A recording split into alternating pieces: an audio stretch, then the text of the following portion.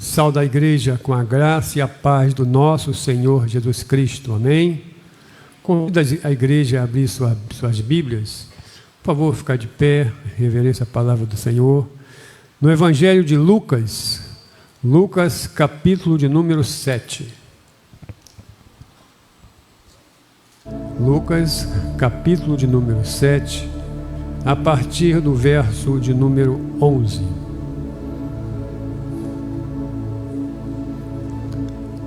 Queremos mais uma vez agradecer a presença dos nossos visitantes conosco aqui na igreja, aqueles que estão nos assistindo também pela internet.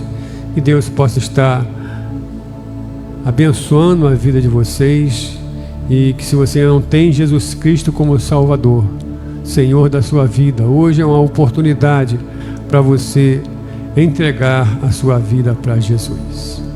Lucas, capítulo de número 7, a partir do versículo 11 até o versículo 17, assim está escrito na boa palavra do Senhor.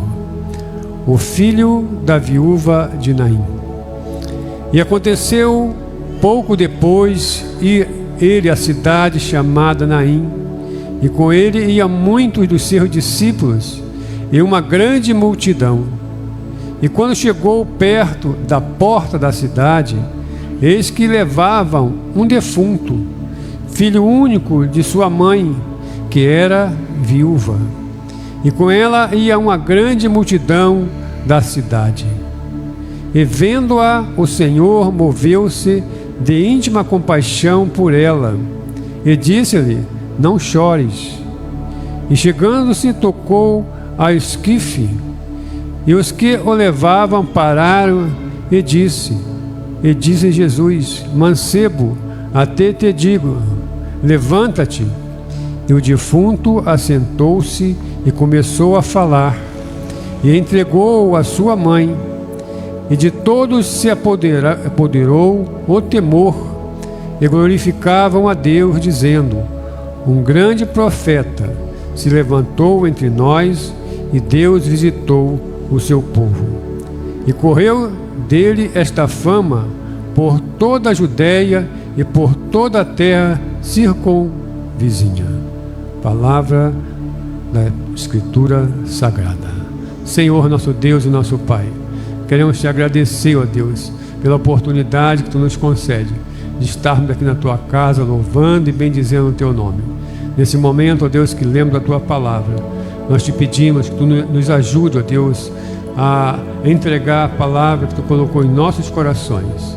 Nos ajuda, perdoa os nossos pecados, é o que nós te pedimos e te agradecemos em nome de Jesus. Amém. Podemos assentar, meus irmãos.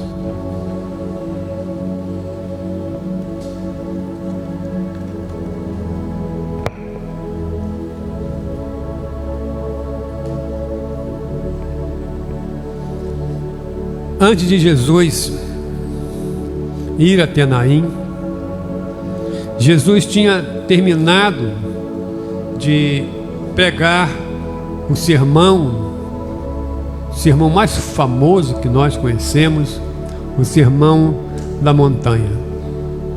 E ele desce da montanha e ele vai para a cidade de Cafarnaum.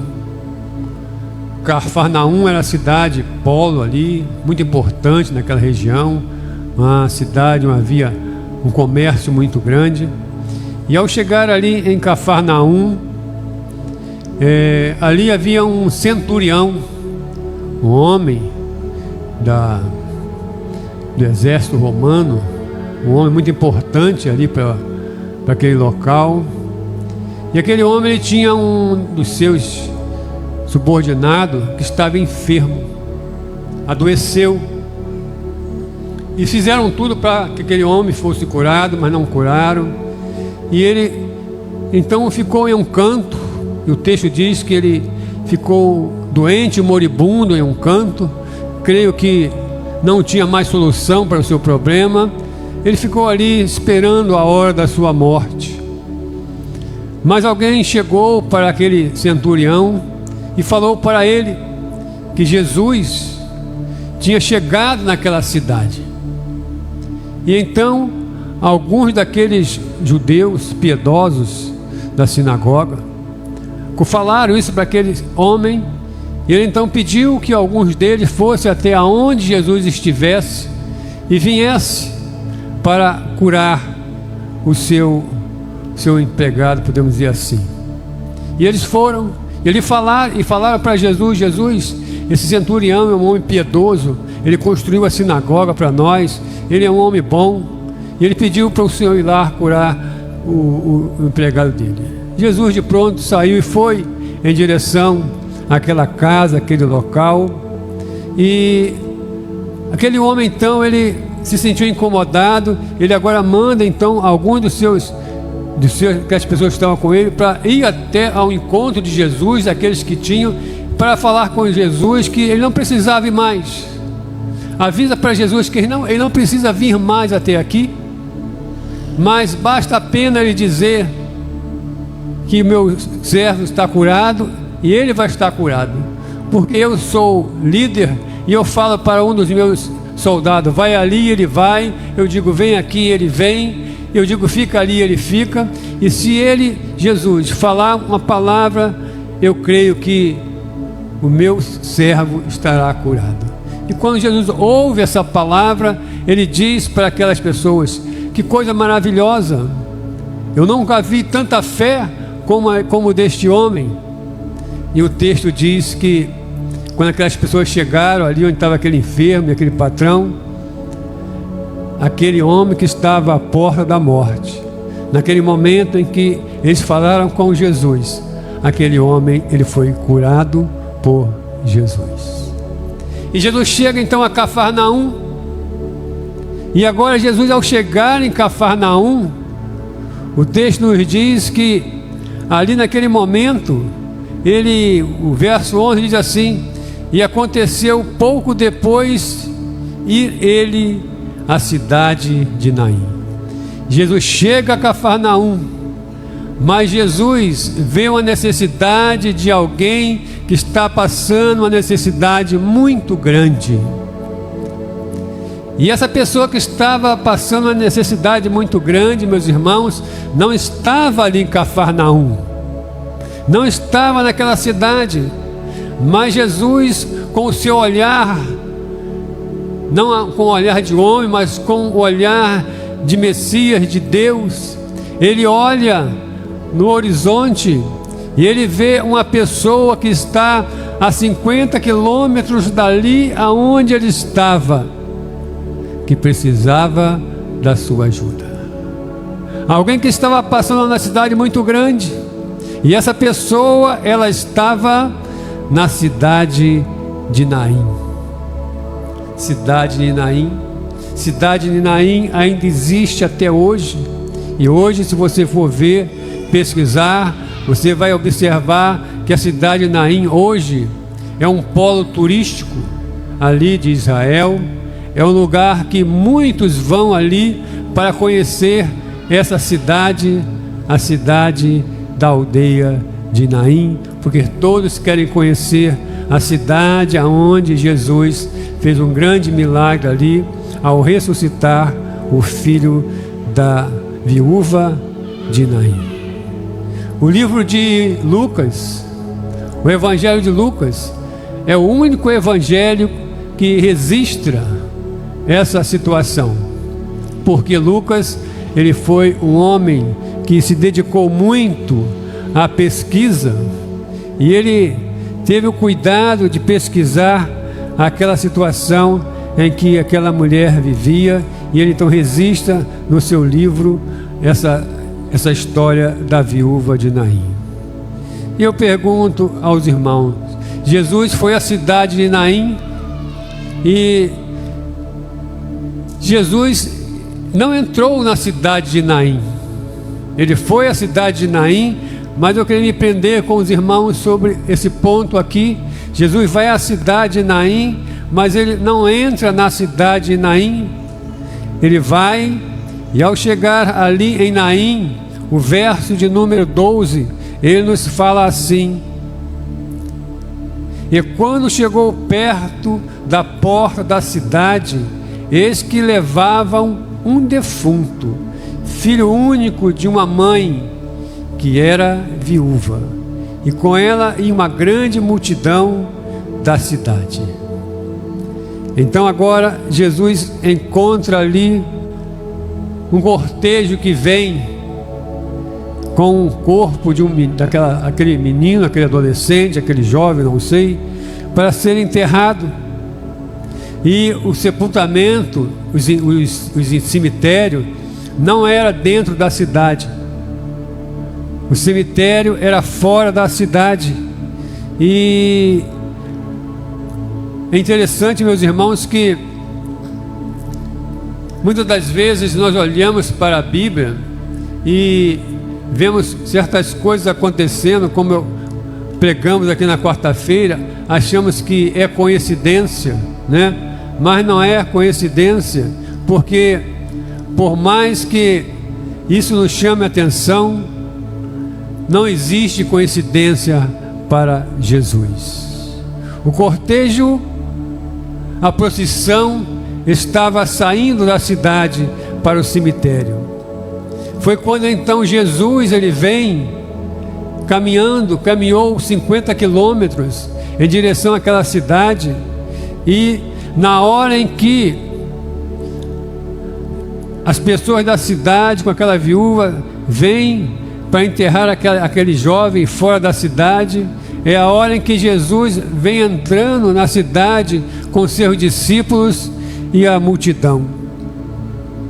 E aí nós vemos, meus irmãos, que não existe coincidência para aqueles que têm Jesus como Salvador. Não existe coincidência, mas existe sim a providência de Deus, o plano de Deus para aqueles que estão esperando algo de Deus, algo de Jesus. Porque, pensem comigo, se Jesus tivesse atrasado, por exemplo, 10 minutos, ele não teria encontrado aquele cortejo que vinha para fora da cidade.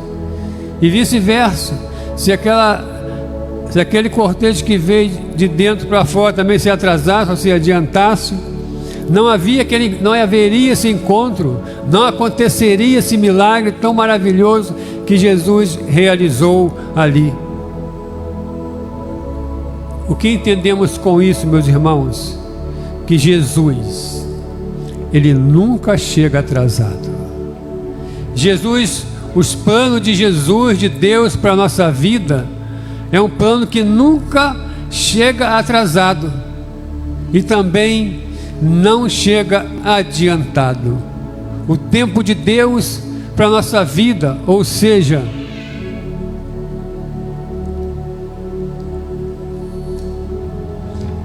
quando Deus tem uma bênção para nos entregar, quando Deus tem um milagre a realizar na nossa vida, meus irmãos, ele vai acontecer no tempo, na hora, no minuto certo que o Senhor tem para nós.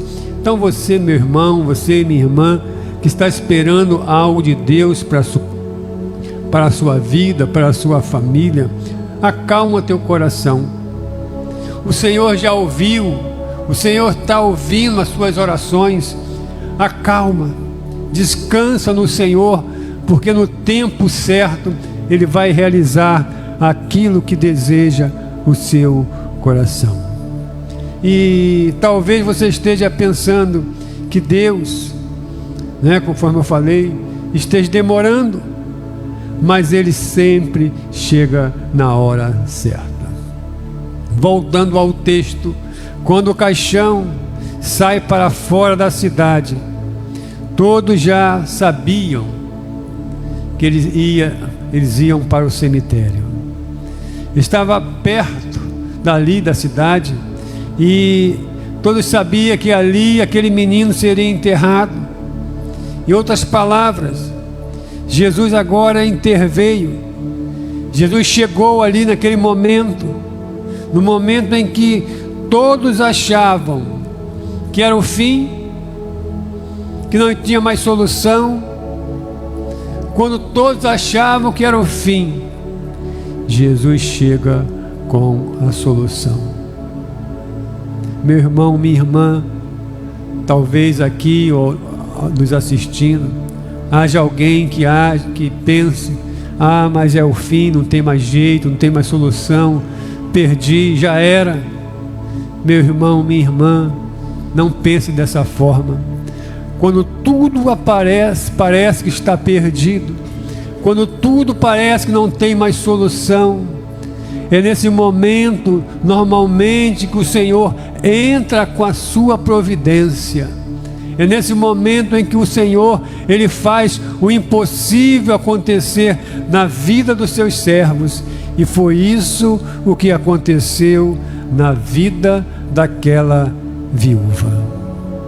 Achavam que era o fim, mas foi o momento em que o Senhor deu a solução para a situação daquele menino. Quem seguia Jesus de Cafarnaum a Naim era os discípulos e a multidão. Dois grupos, eu queria pensar com os irmãos aqui sobre isso. Dois grupos acompanhavam Jesus de Cafarnaum a Naim. E o verso 11 diz que Jesus estava caminhando e seguiam dois grupos de pessoas. E esses dois grupos eram os discípulos e a multidão. Esses dois grupos tinham duas coisas em comum. Eles tinham duas coisas em comum. A primeira, ambos estavam caminhando por causa de Jesus, tanto os discípulos como a multidão.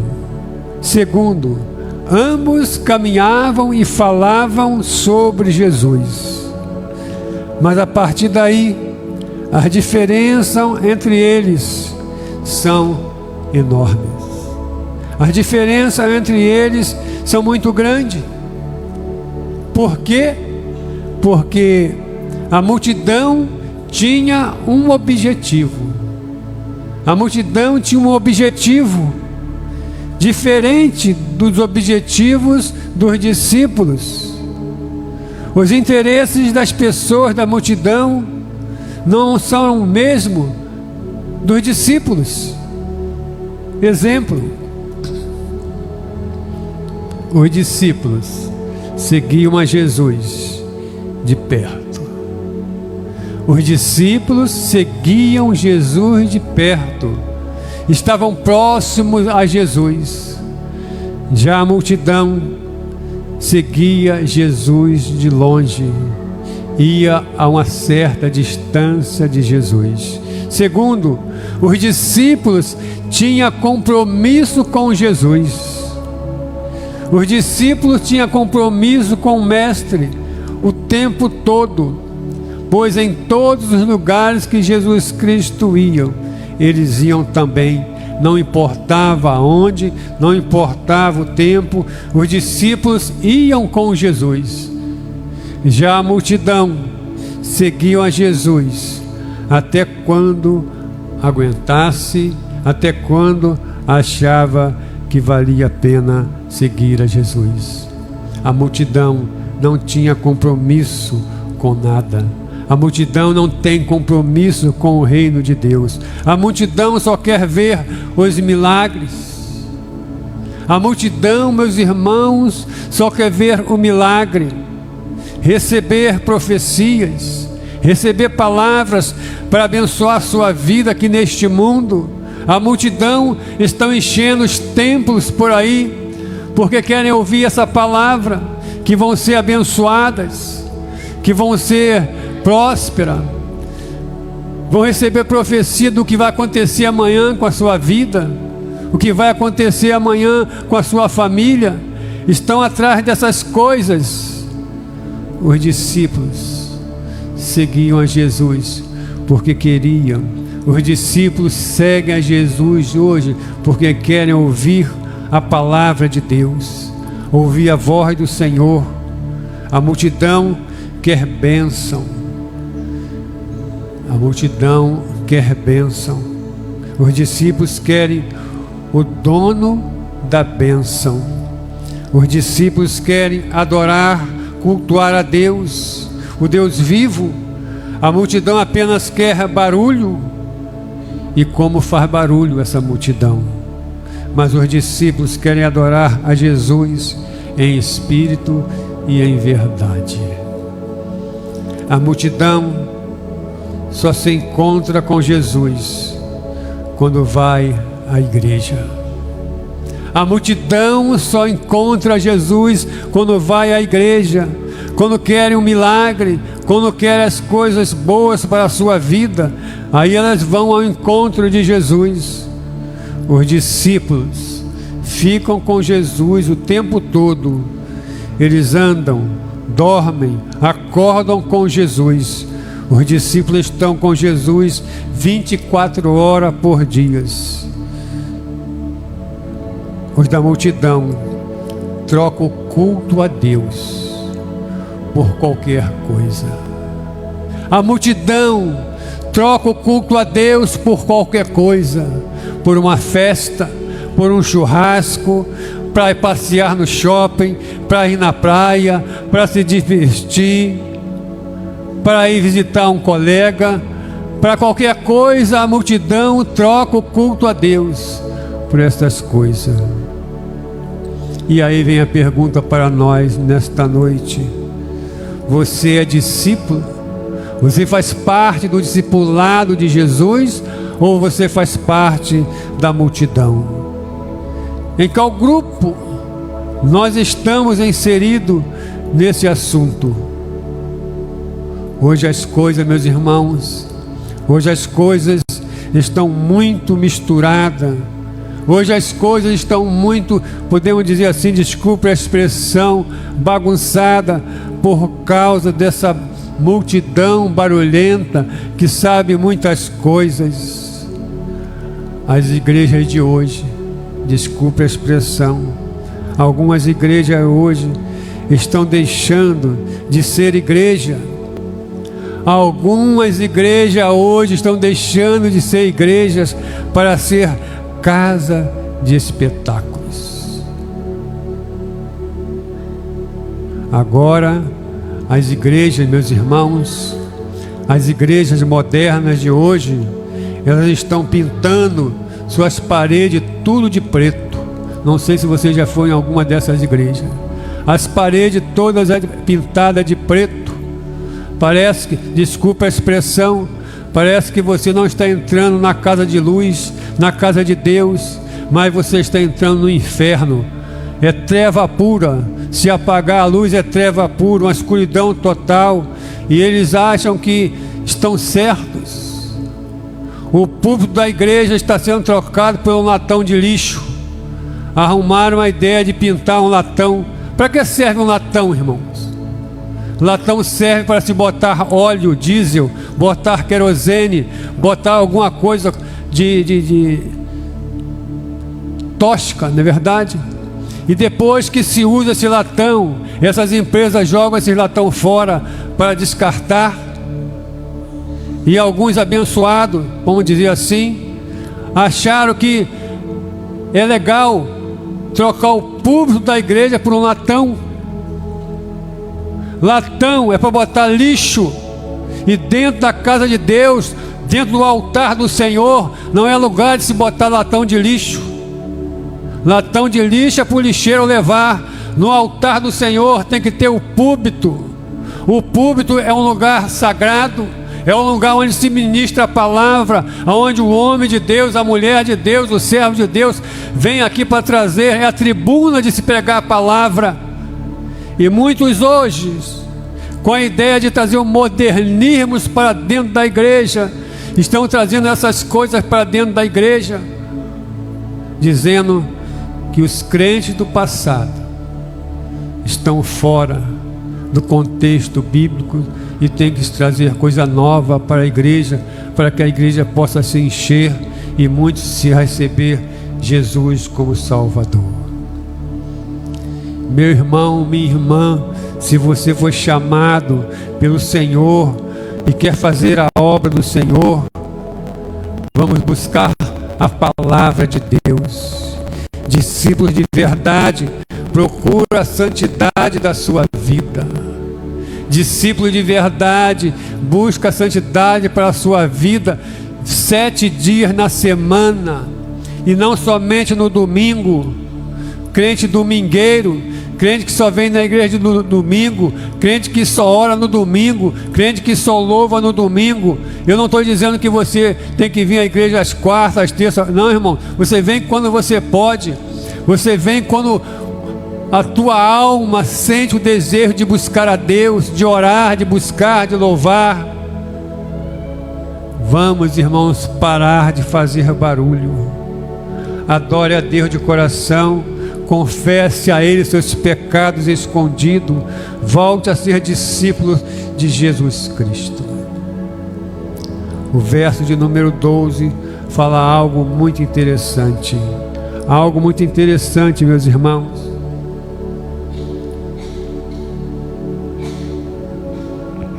Uma mulher era viúva e ela estava velando o seu filho único, o que significa que ela já tinha perdido seu marido já tinha morrido, e agora ela perde também o seu filho. Ela agora estava levando o seu filho para o cemitério, agora, naquele instante. A cidade de Naim, meus irmãos, era uma cidade pequena. O texto diz, era uma cidade pequena. Não havia especulação de quantos habitantes havia naquela cidade. Porém, a Bíblia nos informa que uma multidão da cidade acompanhava aquele enterro.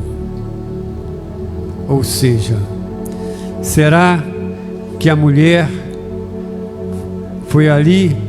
Será que a multidão foi ali porque aquela mulher era rica? Creio que não.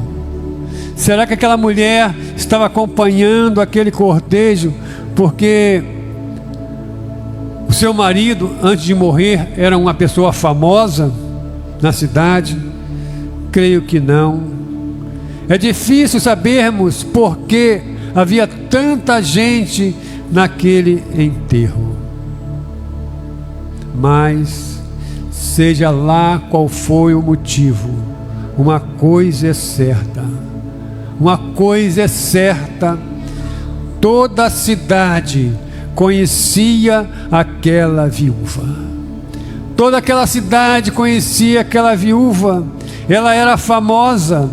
Todos conheciam aquela mulher, conheciam quem era ela.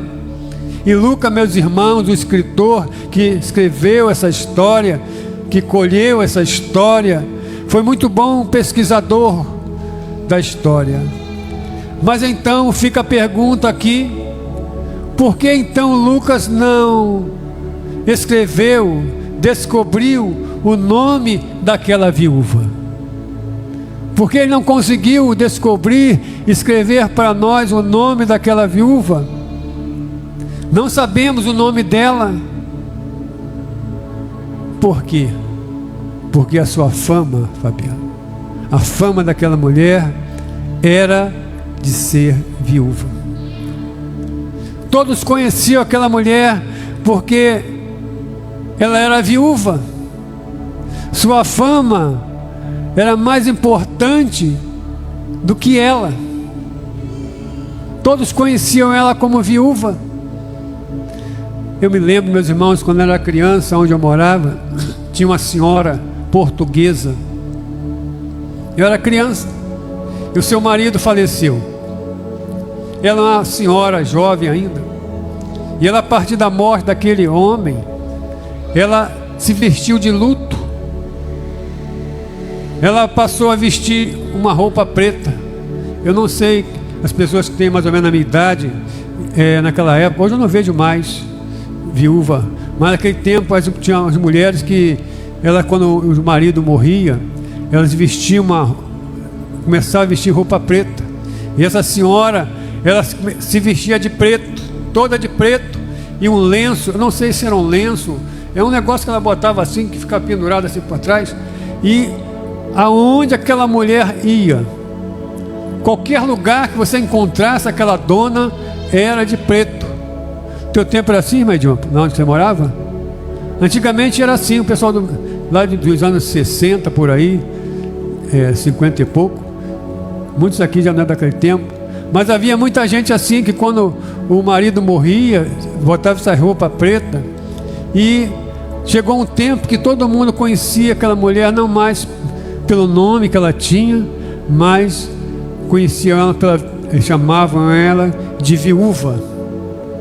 E essa dona, a mãe desse menino do texto, era conhecida na cidade porque ela era viúva.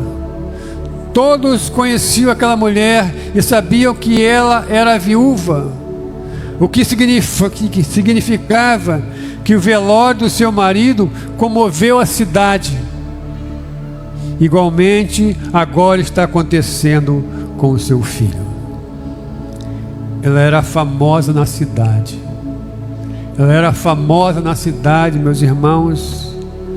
E ser famoso não é sempre uma coisa boa. Ser famoso nesse caso aqui não é uma coisa boa. No caso dessa mulher, ela era conhecida pela sua desgraça. Ela era conhecida na cidade porque a desgraça se abateu sobre ela. Todos os conheciam não pela sua beleza, não pela sua riqueza, mas sim porque ela era uma viúva pobre, desamparada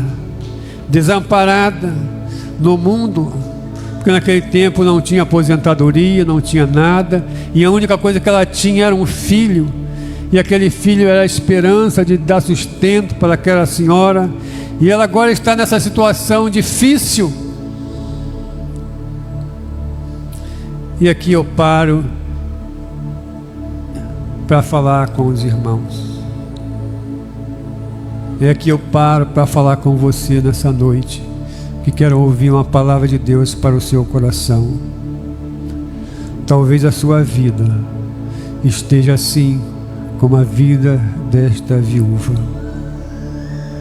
O que você fez de bom no passado para os seus, para a sua família, ninguém hoje considera mais. Todos já não se lembram mais do que você fez por causa do seu passado. Talvez de algum erro, talvez de uma situação difícil. Ninguém mais nem lembra mais do seu nome. Como aquela mulher, ninguém lembrava mais do seu nome. Porém, meu irmão, meu amigo, eu quero falar para você. Não conheço a sua história, não conheço quem é você, a sua vida, mas eu quero dizer para você nessa noite: Jesus te conhece. Jesus conhece quem é você. Jesus conhece você desde o ventre da sua mãe.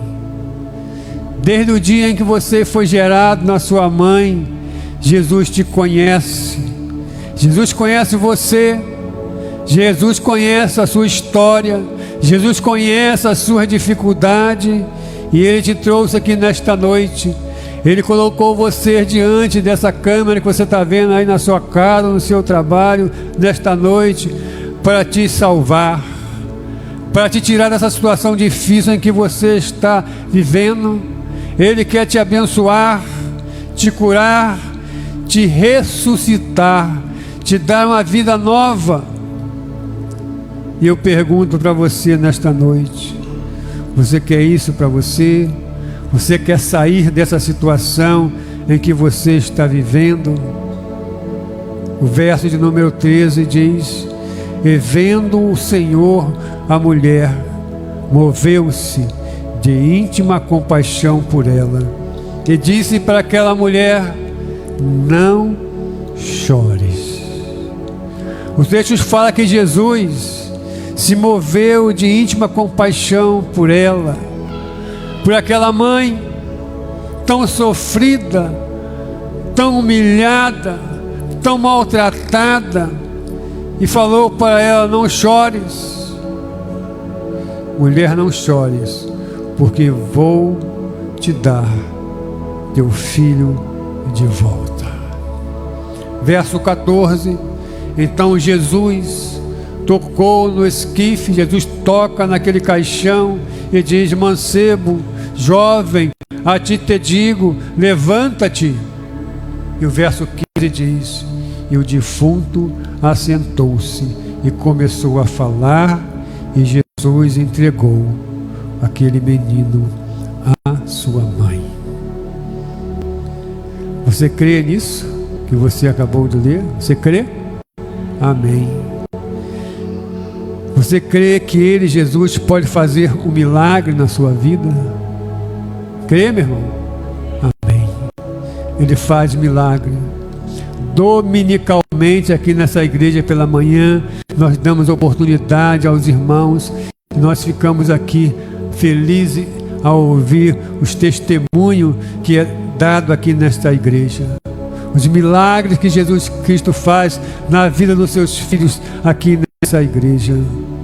A única coisa que você precisa fazer para receber a salvação, a única coisa que você precisa para ser abençoado nesta noite é entregar a sua vida a Jesus, entregar a sua vida nas mãos de Jesus e deixar Ele dirigir a sua vida, porque Ele vai conduzir você aonde você deve andar, aonde você vai encontrar a felicidade. Aquela viúva foi para o cemitério com o corpo do seu filho morto, com o seu filho sem vida, mas ao se encontrar com Jesus naquele lugar, agora, ao encontrar-se com Jesus, Jesus devolveu o seu filho com vida. Jesus é aquele que faz o milagre. Jesus Cristo está aqui nesta noite, e Ele morreu na cruz do Calvário para nos trazer vida e vida em abundância. Jesus estava, eu disse no início, a 50 quilômetros de distância daquela mulher, e Jesus Cristo viu a necessidade daquela mulher, e Jesus foi ao encontro daquela mulher e resolveu o seu problema, abençoou a sua vida. Hoje você está aqui. Hoje o Senhor te trouxe aqui para ouvir essa palavra. Hoje o Senhor te trouxe para você ter o contato com esta igreja aqui pelo seu celular, para dizer para você a solução para o seu problema. E a solução para o seu problema é entregar a sua vida para Jesus. Ele veio a este mundo. Ele morreu na cruz do Calvário justamente para isso, para trazer o milagre para nossas vidas. E o maior milagre que um homem pode receber na sua vida não é a cura, não é ficar rico, não é ter bens material, não é ter muita saúde, mas o maior milagre que um ser humano pode receber na sua vida é receber a salvação eterna que Jesus pode dar. A salvação eterna que Jesus pode dar é muito mais do que a cura de um câncer, é muito mais do que a cura da lepra, é muito mais do que a cura da AIDS, é muito mais de uma cura, de uma doença terrível que possa haver. O milagre que Jesus pode dar, a vida eterna com Ele no céu. Porque uma cura de uma enfermidade do nosso corpo vai ser curado, mas nós vamos morrer de uma outra enfermidade. Se não morrer de enfermidade, vai morrer de uma bala perdida, ou de um acidente de automóvel, ou de alguma coisa. O certo é que todos nós vamos morrer, vamos voltar para o pó.